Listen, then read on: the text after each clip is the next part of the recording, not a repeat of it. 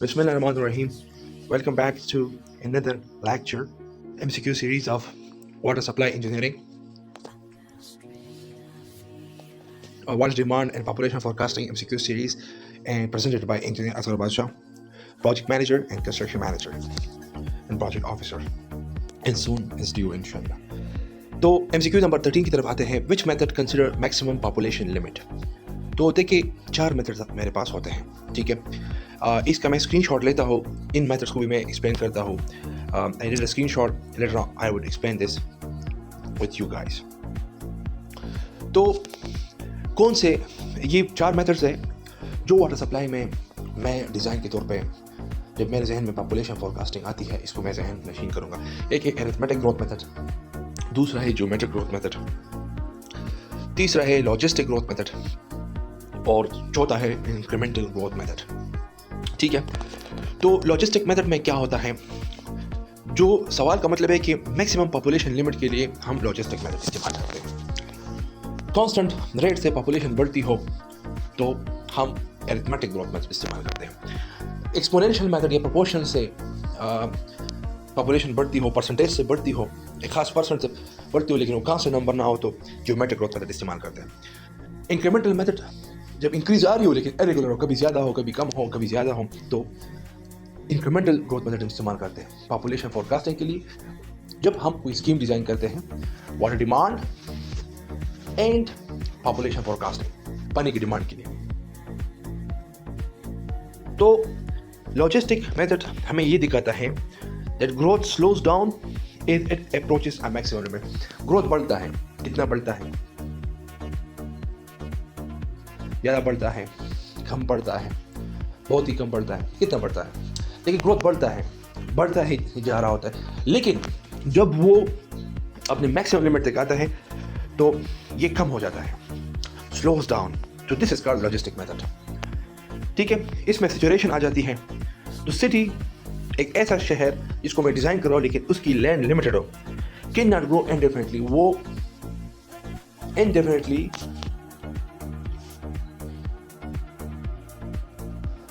वो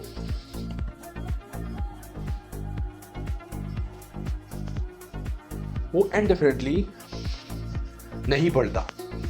एक definitely growth होती है और एक इनडेफिनिट ग्रोथ होती है. देखिए डेफिनेट ग्रोथ का क्या मतलब है. डेफिनेट ग्रोथ का मतलब है कि वो नशोनुमा जो कि ख़ास उम्र या स्टेज के बाद रुक जाता है, यानी जिस्म एक मुकर्रर साइज तक पहुँच कर रुक जाता है. ठीक है, तो डेफिनेट ग्रोथ का मतलब है कि growth that stops after a certain age और स्टेज. वो ग्रोथ जो कि रुक जाता है एक ख़ास उम्र. ठीक है, एक ख़ास उम्र, एक ख़ास उम्र, एक ख़ास स्टेज के बाद रुक जाता है. क्या मतलब है, यानी एक ऐसा ग्रोथ जो सर्टेन उम्र,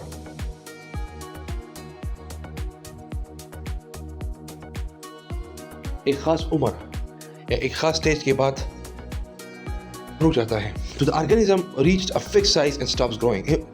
human stop growing taller after age 18 to 20, यानी 18 या 21 साल के बाद फिर इंसान के बॉडी की हाइट नहीं बढ़ती. तो indifferent growth that continues through out the life of the organism, they never stop growing. यानी जिस तरह मिसाल के तौर पे थ्रू द रेट में स्लो डाउन, रेट स्लो हो जाता है बढ़ने का लेकिन वो रुकते नहीं. वो साल साल सारी ज़िंदगी वो बढ़ते ही रहते हैं. ठीक है, वो ग्रोथ करते हैं, नशोनुमा क्या करते हैं. लेकिन इसमें मिसाल ट्रीज़ हैं और प्लांट्स है कि वो बढ़ते ही जाते हैं साइज़ में, हाइट में, इन गर्थ में, until they die. Fish also grow continuously. तो इसमें ये इंडेफिनिटली ग्रो नहीं करते. ठीक है, तो ये इंडेफिनिट मेरा जो वो टारगेट था वो इंडेफिनिटली ग्रोथ पे था, इंडेफिनिट ग्रोथ पे था. ठीक है, तो लॉजिस्टिक मेथड में पॉपुलेशन की मैक्सिमम लिमिट को कंसिडर किया जाता है. ठीक है, that's what I have to take as a designer, as a water supply engineer. अगर कोई मुझसे पूछे कि अगर मैं लॉजिस्टिक ग्रोथ मेथड में उस पर मैं डिज़ाइन करता हूँ पॉपुलेशन फोरकास्टिंग के लिए, पॉपुलेशन की तैनाती के लिए, तो उसमें मैं किस चीज़ को मैं जहन में मद्देनज़र रख लूँ, तो मैं जहन में मद्देनज़र रखते हुए मैं किसी टाउन, किसी विलेज, किसी यूनियन काउंसिल, राइट, या किसी एरिया या लोकेशन, उसकी मैं मैक्सिमम लिमिट को मैं कंसिडर करूँगा, ठीक है, लैंड के हिसाब से, ठीक है, या एरिया के हिसाब से, ठीक है। अभी इससे पहले मैंने एरिया पढ़ा भी,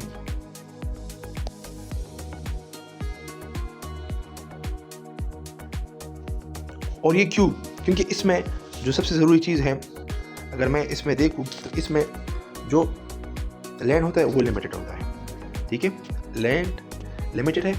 अगर लैंड लिमिटेड ना होता, यानी इसका मतलब ये भी है कि लिमिटेड लैंड के लिए मैं लॉजिस्टिक ग्रोथ मेथड पे मैं पॉपुलेशन फोरकास्ट करूँगा, ठीक है। लॉजिस्टिक तरीका आबादी की ज़्यादा से ज़्यादा हद को मद्देनज़र रखता है, ठीक है, ज़्यादा हद को मद्देनज़र रखता है। तो let's go towards MCQ number 14, right. तो 14 MCQ क्या कह रहा है? Arithmetic method is suitable for, arithmetic method हम कब करेंगे पॉपुलेशन फोरकास्टिंग के लिए या आबादी की तैनाती के लिए? पॉपुलेशन फोरकास्टिंग का मतलब है predicting the future population of a city और town to design a water supply system. Water supply scheme design करना ये पॉपुलेशन फोरकास्टिंग है, लेकिन इसमें फ्यूचर पॉपुलेशन को प्रोटेक्ट करना, this is called population forecasting. और उस वाटर सप्लाई स्कीम्स में पाइप्स आते हैं जिससे सोर्स से पानी जाता है, पंप्स आते हैं, submersible pump, centrifugal pump, mono block pump, single horse power pump, double 2 horse power pump, 3 horse power pump, 7 horse power pump, 10, depend upon 20, 30, 40, 50, depend upon the capacity. Treatment plant होते हैं that will work for 30 to 50 years, ठीक है। तो ideally जब मैं water supply scheme design करूँगा किसी भी एरिया का, पाकिस्तान में, पिशावर में, खैबर पख्तूनख्वा में, या anywhere in the world, if I go to Saudi Arabia in future, तो मैं डिज़ाइन पीरियड में 30 to 50 ईयर्स रखूँगा, ठीक है। दैट्स माई डिज़ाइन पीरियड, ठीक है। यानी अगर एक टाउन है उसमें 50,000 लोग हैं, टाउन है, you build a 5 million litres day plant, यानी 5 million liters per day. This is not 5 million liters per capita per day. That is for one person. This is for the town of 50,000 people, right? 50,000 people. तो forecast year है, today is अभी आज 2026 है और मैं design करता हूँ 2055 के लिए, ठीक है। तो मैं एज ए डिज़ाइनर हूँ, तो मैं क्लाइंट से पूछूंगा या जो मुझसे डिज़ाइन करवाना चाहता है, या even public health engineering department है या कोई और डिपार्टमेंट है, मेरा करंट डिपार्टमेंट NGO है, SRSP है, वो मुझसे डिज़ाइन करवाना चाहता है, ठीक है। तो अगर SRSP मुझसे डिज़ाइन करवाना चाहता है या public health engineering department PhD करना चाहता है, तो उससे मैं फोरकास्ट ईयर का पूछूंगा कि मुझे आप डिज़ाइन ईयर बता दें। आज तो 2026 है, you have every AI tools and you have manual tools, you have mind brain, तो वो मुझे कहे कि forecast year जो है 2055, तो मैं forecast year 2055 लिखूंगा, और I would say forecast year population will be 1 lakh।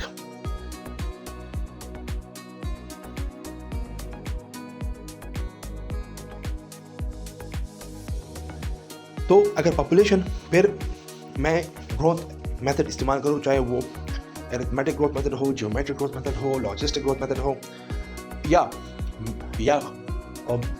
Incremental growth method हो, कोई भी मेथड में यूज़ करूँ, उससे मैं पॉपुलेशन फोरकास्ट करूँ, उस पर भी मैं प्रॉब्लम करूँगा। तो you must design a 10 million litre day plant now, ठीक है। तो मैंने उसमें maximum daily demand, peak hourly demand, इसको मैंने मद्देनज़र रखते हुए मैं 10 million litres per day plant design करूँगा। ये तो एक एग्जाम्पल है, ठीक है। तो ये क्यों?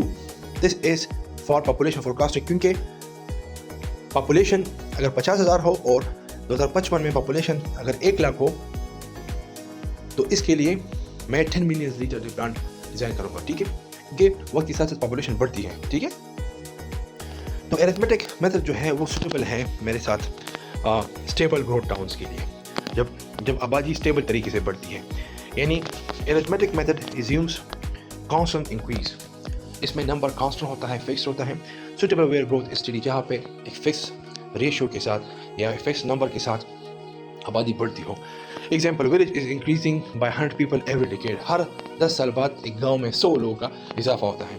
तो ये जब भी मैं डिज़ाइन करूँगा कोई स्कीम को, तो उसके लिए I have to first do assessment survey.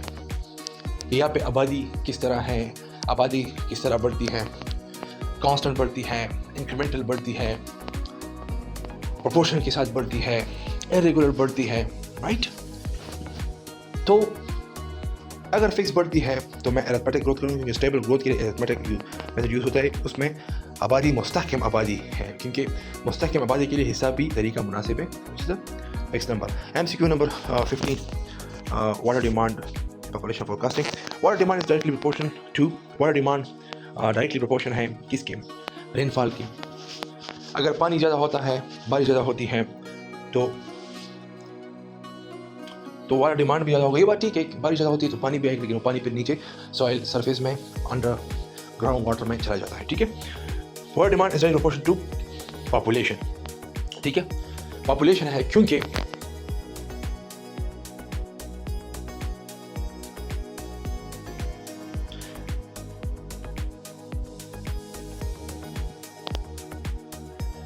Population इसलिए है क्योंकि हम वाटर डिमांड किसके लिए करते हैं दुनिया में? हम क्या ज़मीन के लिए करते हैं? हम क्या ज़मीन के लिए करते हैं? नो। हम क्या एलिवेशन के लिए करते हैं? नो। क्या हम बारिश के लिए? बारिश तो अल्लाह की तरफ से है, it's a gift from Allah, it's a gift from God. तो we do water demand for population, आबादी के लिए करते हैं। स्कीम हम डिज़ाइन करते हैं तो वो वाटर डिमांड के लिए करते हैं कि डिमांड कितना पानी चाहिए होगा एक टाउन को, एक विलेज को, एक सिटी को, कितना पानी लोग यूज़ करेंगे। तो ये वाटर डिमांड है, तो ये हम डिज़ाइन करेंगे ना। तो पॉपुलेशन के लिए करते हैं, ठीक है। तो more people mean more use of water. जितने लोग ज़्यादा होंगे उतना ही पानी ज़्यादा होगा। Doubling population mean double water demand. Triple population means triple water demand, ठीक है। इस पे ग्रोथ मेथड तो आबादी के लिए है, आबादी की तयीन के लिए, एस्टिमेट के लिए है, लेकिन for people using water is water demand. And ज़्यादा पॉपुलेशन का मतलब ज़्यादा पानी की डिमांड, ठीक है। 16 number, highest water demand is in residential area is. तो ज़्यादा डिमांड जो है वो रेजिडेंशियल एरिया में कैसा होता है? इंडस्ट्रियल में है। तो रेजिडेंशियल एरिया तो इंडस्ट्रियल एरिया है, कमर्शियल एरिया है, जो शॉप्स होते हैं, ग्रोसरी स्टोर्स होते हैं, ये जो प्रॉपर्टी डीलर्स के ऑफिस होते हैं, फायर वाले तो फायर होते हैं, स्पेसिफिक गवर्नमेंट डिपार्टमेंट होता है। तो highest water demand in residential area is. लेकिन रेजिडेंशियल एरिया में ये सब आते हैं, इंडस्ट्रियल भी आता है इसमें, ठीक है, इंडस्ट्रियल भी आता है, कमर्शियल भी आता है, ठीक है। फायर जो डिपार्टमेंट है उसमें भी लोग रहते हैं, लेकिन असली रेजिडेंशियल एरिया जो है वो डोमेस्टिक है, ठीक है। असली रेजिडेंशियल एरिया डोमेस्टिक है, ठीक है। तो इसकी फर्दर एक्सप्लेनेशन की तरफ अगर मैं आ जाऊँ, तो असली डोमेस्टिक एरिया जो है वो रेजिडेंशियल है। डोमेस्टिक एरिया में रेजिडेंशियल एरिया, और वहाँ पे ज़्यादा पानी यूज़ होता है क्योंकि लोग नहाते हैं, लोग कपड़े धोते हैं, बीवियाँ कपड़े धोती हैं,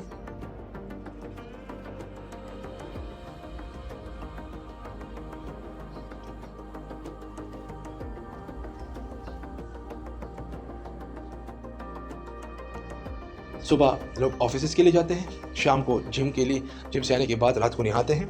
तो इवनिंग और मॉर्निंग पीक आवर्स होते हैं। तो ज़्यादा पानी डोमेस्टिक में, ज़्यादा पानी जो है, करेक्ट आंसर है ज़्यादा पानी जो है वो डोमेस्टिक में यूज़ होता है, ठीक है।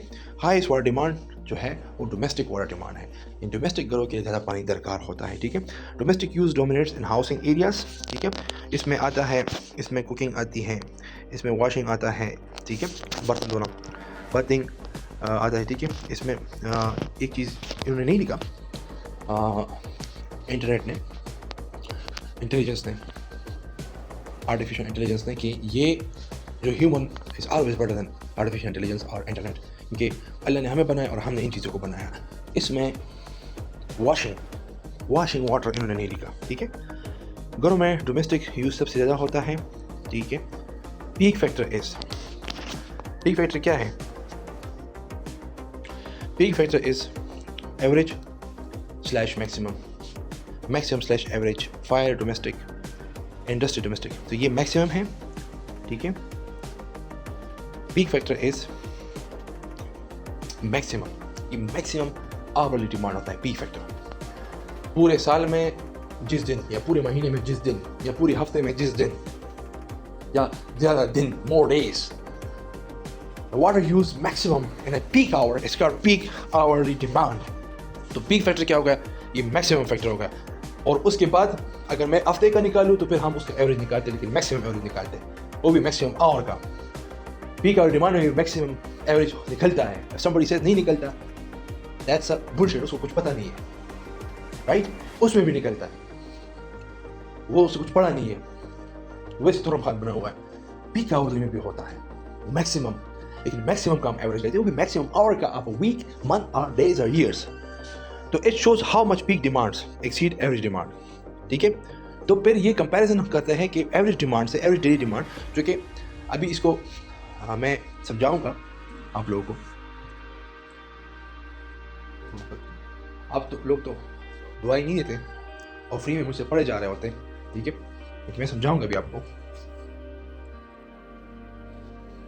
आपका काम है कि मुझे दुआएं देना, ठीक है? और वो दुआएं आप देते नहीं मुझे, तो लेकिन मैं आपको पढ़ाता जाऊंगा, मैं आपको समझाता जाऊंगा।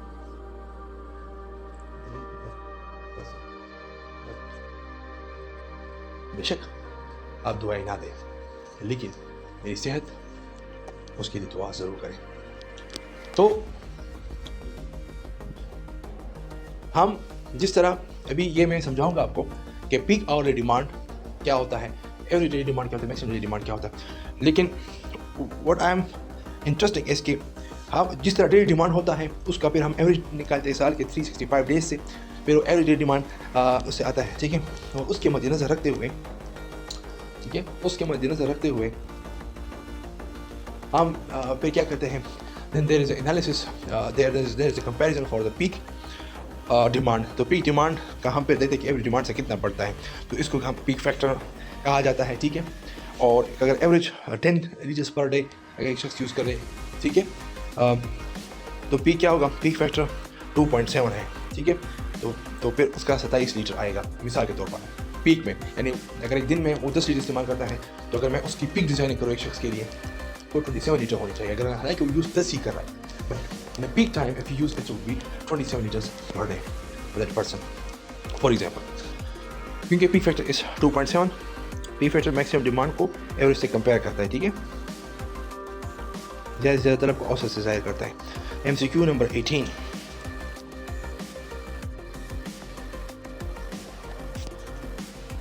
which factor does not affect water demand? कौन सा फैक्टर जो है वाटर डिमांड को अफेक्ट नहीं करता? मौसम। क्या मौसम करता है? मौसम करता है कि नहीं? आप बताएं।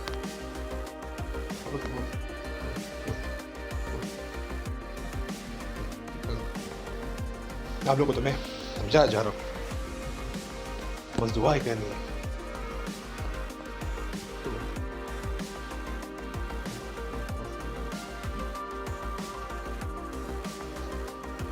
सिर्फ समझा जा रहा हूँ आप लोगों को।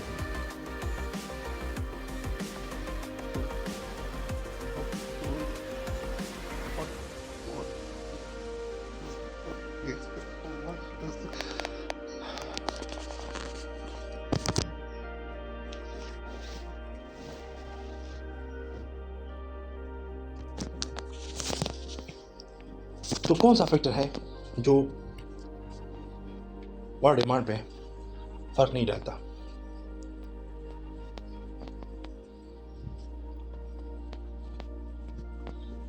क्लाइमेट फर्क डालता है वाटर डिमांड पे कि नहीं? क्लाइमेट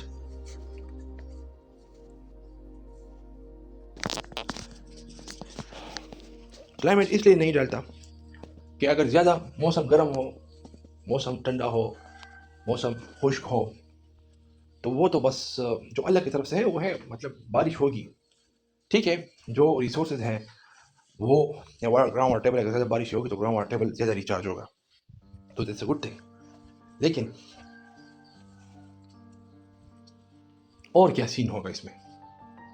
हैबिट्स, हाँ थोड़ा बहुत, क्योंकि अगर आप फजूल में पानी का ज़िया करते हैं, वेस्ट करते हैं, तो ये आपका बैड हैबिट है। अच्छा हैबिट है कि आप पानी को सही तरीके से इस्तेमाल करें। स्टैंडर्ड ऑफ लिविंग ये भी है, तो ये तो हैबिट्स में आ जाता है। तो इन्होंने लिखा एल्टीट्यूड इसलिए क्योंकि जो इलाके हाइट पे होते हैं वहाँ पे पानी कम होता है, ठीक है। अब जिस तरह कालाम है, तो कालाम हाइट पे है, तो वहाँ पे जब आप बोर करते हैं तो आपको बड़ा मुश्किल आता है। अक्सर वाटर टेबल्स का पता भी नहीं चलता, हिल एरिया होते हैं, माउंटेनियस एरिया होते हैं, वहाँ पे बोरिंग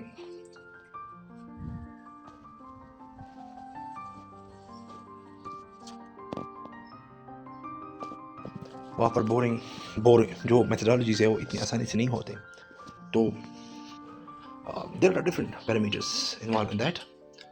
तो जो सॉफ्ट एरिया जैसे हैदराबाद है तो उसमें आप बोर आसानी से कर सकते हैं, वाटर टेबल आपको आसानी से मिलता है। जो स्वात है उसमें 150 फुट में भी आपको बोर मिल जाता है, पानी वाटर टेबल मिल जाता है, ठीक है, permanent water table, stable water table. अब जिस तरह एक नौशहरा में एक एरिया है वलई, उसमें 600 फुट में पानी आता है। तो ये डिपेंड करता है एल्टीट्यूड पे। तो अगर एल्टीट्यूड कम हो तो वाटर डिमांड इतना ज़्यादा नहीं होगा, स्टेबल होगा। एल्टीट्यूड ज़्यादा तो वाटर डिमांड, उसके लिए चैनल्स लगाने पड़ते हैं, MHPs बनाने पड़ते हैं, पाइपिंग सिस्टम डालने पड़ते हैं, टॉप पे रिजर्वायर बनाना पड़ता है, उससे फिर पाइप्स आते हैं, स्कीम्स आती है। तो it depends upon what can I say? Altitude, right? Altitude does not significantly influence water usage. People at different elevation use similar water amounts. तो सिर्फ एल्टीट्यूड से फ़र्क नहीं पड़ता, बाकी सबसे फ़र्क पड़ता है, ठीक है। क्लाइमेट से पड़ता है, यहाँ पे बारिश ज़्यादा हो तो पानी की डिमांड कम होगी, हैबिट्स अगर ख़राब हो तो पानी की डिमांड ज़्यादा होगी, स्टैंडर्ड ऑफ लिविंग ठीक नहीं हो तो पानी की डिमांड ज़्यादा होगी, एथिक्स ना हो। तो एल्टीट्यूड से फ़र्क नहीं पड़ता, एल्टीट्यूड का पानी की डिमांड पे कोई ख़ास असर नहीं होता। Now water demand is higher in cold climate, hot climate same rainy. तो हॉट क्लाइमेट में पानी का डिमांड ज़्यादा होता है, रेनी में नहीं होता। वाटर टेबल ज़मीन का रिचार्ज होता है, ठीक है। मतलब अगर मैं कराची और मरी में देखूँ तो मरी में बारिश ज़्यादा होती है, तो मरी में पानी की इतनी डिमांड नहीं है, इलाका भी ठंडा है।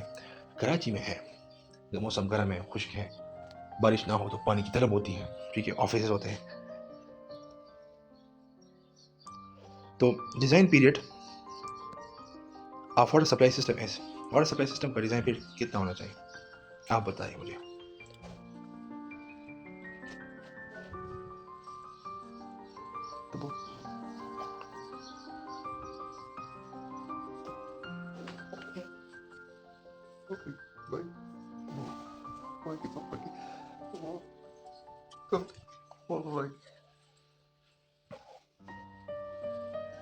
आप लोग तो सिर्फ पढ़ते ही रहते हैं मुझसे, लेकिन दुआएं नहीं करते। अब आप लोगों ने दुआ करनी है। तो design period of water supply scheme water system is 20 to 30 years रखना चाहिए, ठीक है। ये स्टैंडर्ड है और ज़्यादा भी कर सकते हैं, लेकिन आइडियली ये है सिस्टम और design for long term future demand, ठीक है।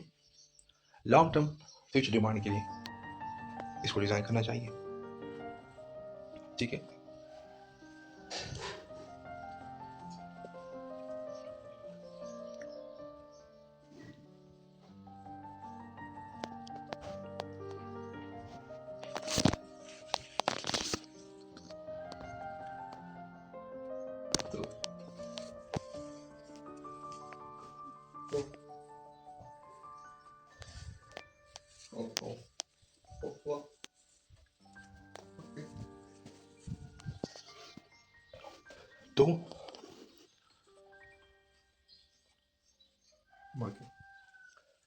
तो ज़्यादा टाइम के लिए 20 से 30 साल तक और डिमांड को डिज़ाइन करना चाहिए, क्योंकि अगर कम पीरियड ऑफ टाइम के लिए मैं करूँ तो सिस्टम फेल हो सकता है। और बार बार कौन डिज़ाइन करता है, बार बार डिज़ाइन से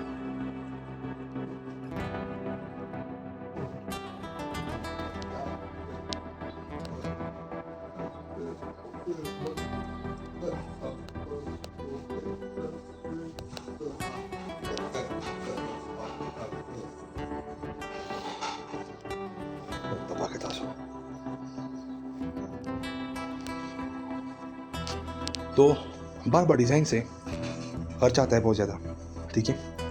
एनर्जी भी लगती है, PC1 भी करना होता है, ADB स्कीम्स भी लाने हो, डिफरेंट टाइप्स ऑफ स्कीम्स होते हैं।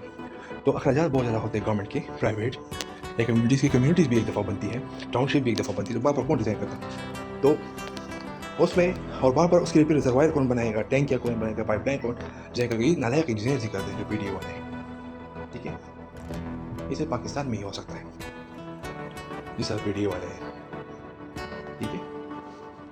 ये नालायक लोग ही करते हैं। तो बार बार कौन डिज़ाइन करेगा? बार बार रिजर्वायर कौन डिज़ाइन करेगा? पाइप से कौन डिज़ाइन करेगा? तो वाटर सप्लाई सिस्टम आमतौर पे 20-30 साल के डिज़ाइन होता है। अगर मैं हूँ तो मैं तो 50 साल के लिए करूँ, ठीक है? दैट्स फॉर ऑल टुडे और MCQs पार्ट 2।